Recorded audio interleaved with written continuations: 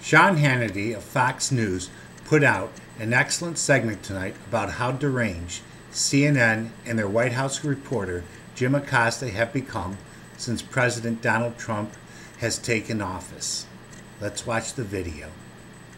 Like a plant needs sunlight, Jim Acosta apparently needs a camera, and during yesterday's audio-only press briefing, a clearly shaken Acosta demanded Sean Spicer turn those cameras back on. Listen to the arrogance.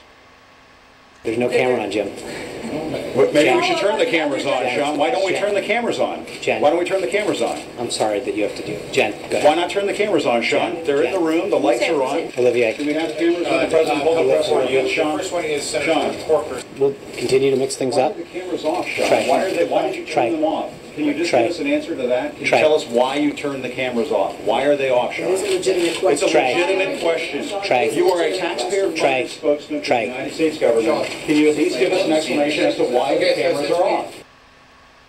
All right, don't let the exchange fool you. Acosta's mission extends far beyond just getting Sean Spicer to turn the cameras back on during a press briefing. In fact, it appears that Acosta is very much in line with his colleagues at CNN, led by Jeff Zucker, who are using fake news now as a political weapon against the Trump administration. For example, as we told you earlier, Acosta was forced to delete a tweet earlier this month after he claimed that President Trump did not visit Congressman Steve Scalise when he was in the hospital. Turns out, totally fake news. And that misguided tweet is only one of many examples of what is now a pattern: Acosta's corrosive coverage and biased coverage of President Trump.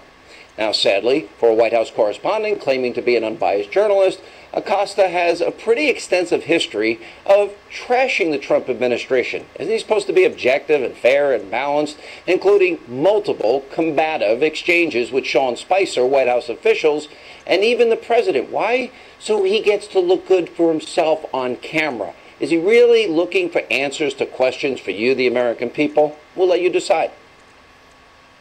It's like we're just covering bad reality television is what it feels like now. The White House press secretary is getting to a point, Brooke, where he's just kind of useless. There was surveillance that was done on a variety of that came up. Well, how do you, Jim? I find it interesting that you somehow believe that you. Of course, they're going to be looking at these various things. Okay, I get it. Since you're attacking us, can you give us a question? Mr. President-elect, since you are attacking our news organization, can you give us a chance? Your organization. You are attacking our news organization. Can you give us a chance to ask a question, sir? Go ahead. Sir, can you state, Mr. President-elect, go ahead. Can you state categorically? She's asking a question. Don't be rude. Mr. President-elect, can you give us a question? Don't be rude. Attacking us. Can you give us a question? Don't be rude. No, I'm not going to give you a question. I'm not going to give you a question. Can you state categorically? You are fake news. Sir.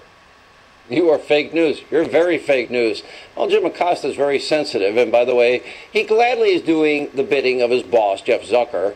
And by the way, he goes to battle on behest of Zucker against the administration day after day. So instead of digging for truth and trying to get information for the American people, well, he's just digging at the administration, clearly with an agenda. Instead of looking for answers, Acosta, he's looking for ways to damage the president, prop himself up.